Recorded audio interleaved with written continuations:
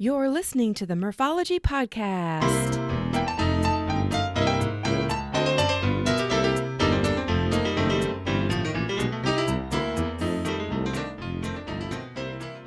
Thanks for tuning in to the Morphology Podcast, aka Murph here to share interviews about biking experiences from cyclists who have pedaled to places all over. Each week, we'll get to know new people and explore new destinations to ride your bike. As you listen to these adventures, you may wonder, why haven't I done that yet? Well, today you're going to hear what it's like to live through a derecho and what it has to do with bikes and trees. So you may be asking yourself, what the heck is a derecho? Derechos are widespread, fast-moving bands of thunderstorms with destructive straight-line winds. The winds can be as strong as those found in hurricanes or even tornadoes. It was August of 2020 when I learned what a derecho was because it came through and destroyed my community. As most of you longtime listeners know, I live in Cedar Rapids. It is the second largest city in Iowa with about 140,000 people. We boast the largest corn processing city in the world. And brag alert, home to the largest museum building move in U.S. history when the National Czech and Slovak Museum and Library was moved. Anyway, I live in a historic warehouse-turned-loft condo in a neighborhood downtown called New Bohemia. It's full of arts and culture, and most weekend nights you can find live music playing on pretty much every block. My building owns the park out front, and it has a nice circular walking path full of beautiful old trees, or at least it was full of beautiful old trees. There are still a few left, and someone seeing the park for the first time might not even notice that most of the trees are gone. But where did the trees go? Well, let's get into that. It was August 2020, and the Midwest derecho was a powerful storm affecting multiple states, including Nebraska, Iowa, Illinois, Wisconsin, and Indiana. This derecho was at its strongest when it moved across the Cedar Rapids area of eastern Iowa. This derecho created a wind gust of 140 miles per hour right here in Cedar Rapids. That was the peak gust, but the sustained winds of over 70 miles per hour went on and on and on. I can't begin to describe what it felt like waiting for it to end. We could hear things banging against the building and sliding across the roof as we all huddled in the stairwell. The date was August 10th, and earlier that day, at 12:20 to be exact, I had just gotten onto the Cedar Valley Nature Trail for a bike ride with a plan to head south. And at the time, I was maybe about a mile from my house. I know that it was 12:20 because in my phone, I have a video of me riding my bike, hearing the tornado sirens going off, looking around. It didn't look stormy, and I was questioning the validity of the sirens. I literally contemplated continuing my ride or turning around. Luckily, I turned around. There is a viral video from one of the street cameras in my neighborhood. I'll link it to this episode that shows the entire storm roll through. It is crazy. It's like a time lapse. Anyway, included in that video is me on my bike racing across the bridge and back to my home trying to beat the storm. I made it just in time, and the next video on my phone is at 1:19 p.m., taken in the park in front of my building. It was complete destruction. These huge trees were all broken or completely on the ground. There were tree limbs everywhere. The building across the street was missing its roof, and a historic building next to it had collapsed.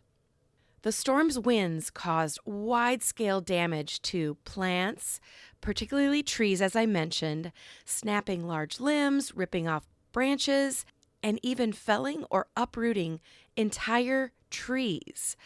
Often, those trees damaged houses, vehicles, as well as electrical and telecommunications infrastructure. I don't know what it's like in your community, but most of the highways still have electrical poles and wires between the poles, and that's how electricity goes from community to community rather than buried. So houses sustained significant damages to roofs, windows, siding. Commercial and industrial property also sustained major structural damage from the storm.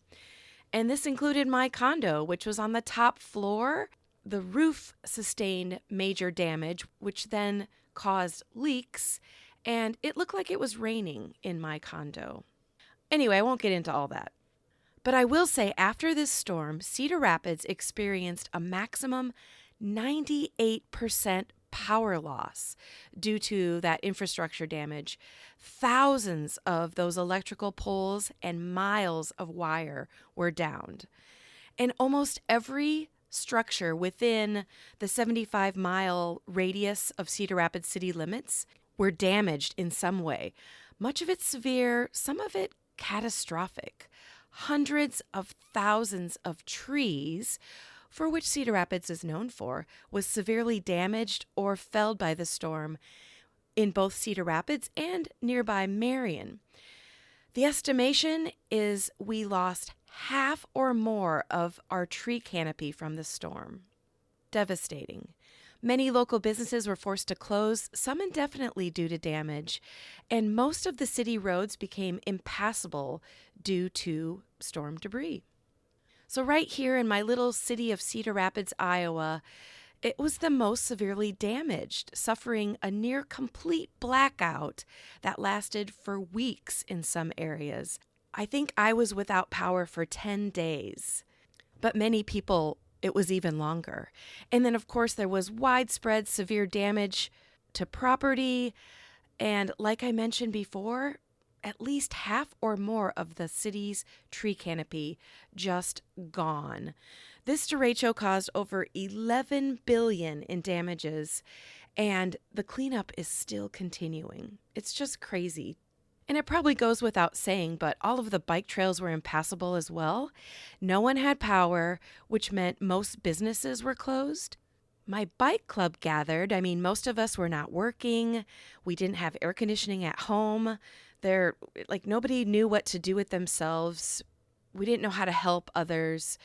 So we spent the next several weeks volunteering our time and equipment to help people get trees off their homes or off their vehicles. You have to remember, every single home had some sort of damage, whether it was roof damage or a tree through the living room or a tree blocking the way to get into their home. It was just, like I mentioned, it was crazy. So we started out as a small group, just helping each other. We would find out, hey, so-and-so has a tree through their garage. We need to go help. Let's cut off the limbs. Let's try and get them back to a sense of normalcy or closer to normalcy.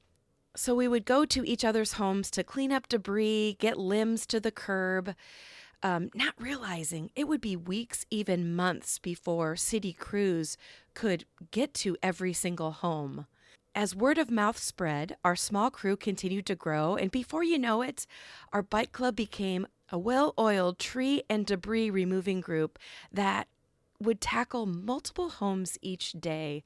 We started getting calls and messages from complete strangers saying, can you go to my grandma's house and help them with the tree that is, blocking her front door? Or that's just one example. But people started donating chainsaws to us and water and even food. And to this day, the sound of a chainsaw brings me back to those first few weeks after the storm. I will also say the sound and feel of wind takes on a whole new dynamic in my brain. So needless to say, I have pretty big feelings for trees, and I think I can say I've had it my whole life. I was able to visit one of the largest bur oak trees in existence, located near Columbia, Missouri, and at an estimated 350 to 400 years old, being next to this old tree was unreal. Like all of the weather and the events this tree has lived through, and it's still alive and thriving. Strangely, I felt honored to be next to it. And one of my favorite children's book is called The Giving Tree by Shel Silverstein. It's about a tree and a boy. It was published way back in 1964, and the message is simple and still holds true. If you haven't read it, you totally should. So all of that brings me to the Tree Fund and Tour de Trees. The Tour de Trees is an annual long-distance cycling adventure that serves as the primary public outreach and community engagement for tree research. I'll tell you a little bit about it, but you can find more information at treefund.org. A quick interruption to tell you this week's podcast is sponsored by Lizard Lips Lip Balm. These great lip balms contain natural ingredients, come in a variety of flavors, and you can choose certified organic or balms with sun protection. Check it out at lizardlips.net. Now back to the show. So this cycling adventure called Tour de Trees serves to advance Tree Fund's mission, which is to explore and share the science of trees, contributing to the lives of people, communities, economies, and the environment, and the planning, planting, and sustainability of urban and community trees. Tree Fund research has produced better ways to plant and care for urban trees, making them more resilient, more resistant to pests, and less prone to failure. And I can tell you, since the Derecho, it has been a great pleasure helping local arborists plant trees all over the city of Cedar Rapids and neighboring Marion. And I hope as I grow older, these trees will grow older as well and eventually become our new tree canopy here in Cedar Rapids. So back to the Tree Fund, it also supports education programs aimed at connecting young people with the environment and career opportunities to green industries. Tree Fund has been able to award more than $5.1 million in grant and scholarship funding since 2002, and Tour de Trees has been a key component in the organization's ongoing success. So Tour de Trees offers an in-person ride, but also a virtual ride. The in-person ride takes riders through Nevada, past beautiful Lake Tahoe, and into California's redwood country, promoting and teaching people about proper tree care and the importance of tree research. It's a multi-day supported bike tour.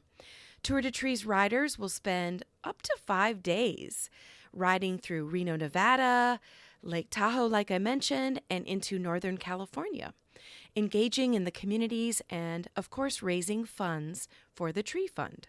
This year, Tour de Trees starts September 26th and runs through October 2nd. You can find more at treefund.org/Tour de Trees, and I think they offer multiple options. So if you can't do all 5 days, you can maybe do 1, 2, or 3. Now, I don't think I can make it to the actual event this year, so I decided to do the virtual Tour de Trees 350/350 challenge. The challenge is pretty simple. I registered for the challenge, then I get to ride 350 miles and hopefully raise at least $350 on a fundraising page I've created. My ride miles are tracked via the Strava app, and it's really easy to register for this virtual event. It's free, and if for some reason you can't make your goal, there's no penalties for not reaching it. I just launched my page, and I'll put the link in the show notes. Check it out, and if you don't want to do your own challenge, consider supporting Tree Fund via my fundraising page.